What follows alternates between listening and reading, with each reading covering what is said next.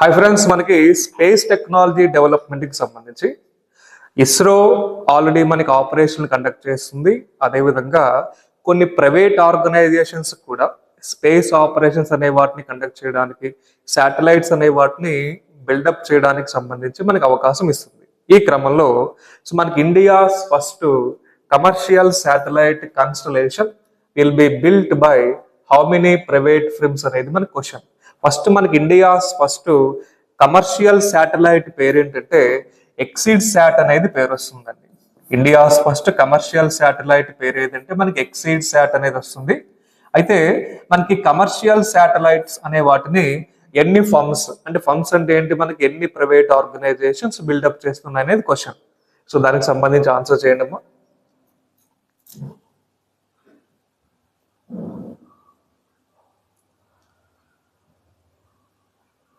So time చెప్తున్నానా?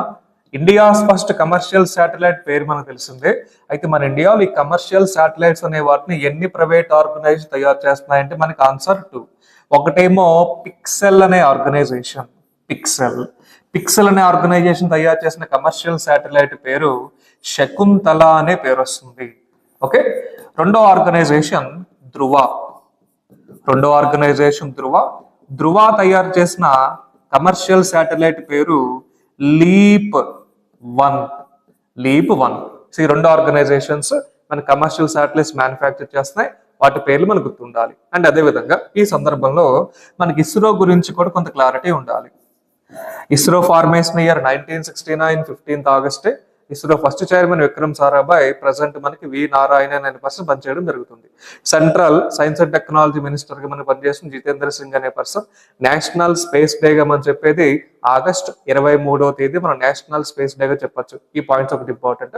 Next మనకి India భవిష్యత్తులో కొన్ని స్పేస్ ఆపరేషన్లు కండక్ట్ చేయనుంది. వాటిలో మెయిన్ గా మనకి భారతీయ స్పేస్ స్టేషన్ గురించి కొంత క్లారిటీ ఉండాలి. సో భారతీయ స్పేస్ స్టేషన్ అంటే మనకి ISS కి పోటీగా, ఇంటర్నేషనల్ స్పేస్ స్టేషన్ కి పోటీగా ఇండియా ఓన్ గా లాంచ్ చేస్తున్న స్పేస్ స్టేషన్. భారతీయ స్పేస్ స్టేషన్ మనకి ఎస్టిమేషన్ టార్గెట్ 2035.